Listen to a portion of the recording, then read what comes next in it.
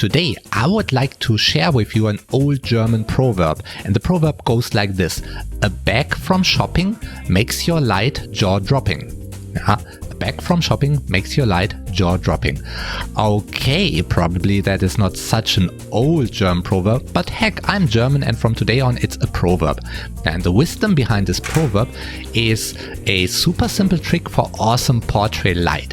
Now, and if you're totally new to flash photography, if you don't even have a light stand, you don't have an umbrella or anything like that, then this is for you because you won't need all of that. It's a very, very simple one light setup with one speed light. The images are dark, but they have a fresh feeling because the light is punchy and soft at the same time. It got a nice glow, and we make the whole thing in a way that the flashlight is bright compared to the room light, which is around our model. Now, so the room is relatively dark because the flash is pretty bright compared to it, and it's very, very close to the model. Yeah, the closer the flash is, the lighter it will be on the model. This is the point that we use.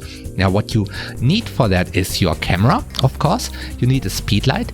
You need a little radio trigger or something like that. It can be a really, really cheap radio trigger, or if you don't have one, you can probably trigger your speed light with your in-camera flash or on-camera flash and set your speed light to master mode, because it won't be on camera, it will be in a shopping bag. So that's the next thing that you need, a big white shopping bag. Now, the bigger the better.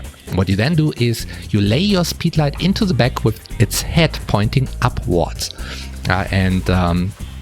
If we have a look how this looks in a lighting diagram, how it's looking from on top, then you have your table, you have the model sitting very close in front of the table with the arms even on the table, and you've got the shopping bag standing at a 45-degree angle pointing to her, and it's standing very close to her.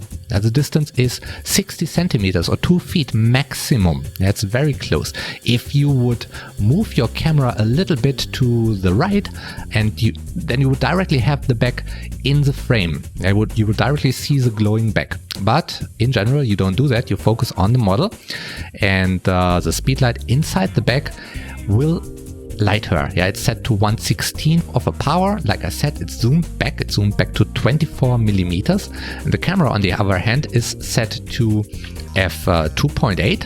That's important. And ISO 100. Now, if your lens doesn't allow you to use f2.8, then just use f4.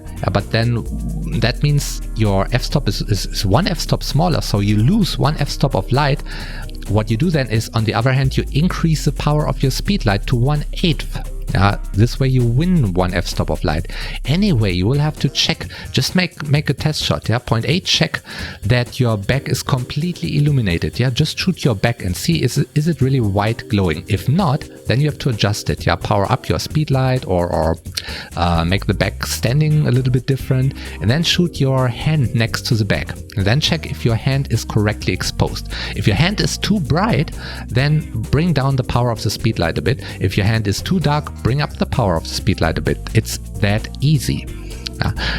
The one thing you should really care before the shoot is that the bag is standing very close to the model. This is the number one thing that you care before you start.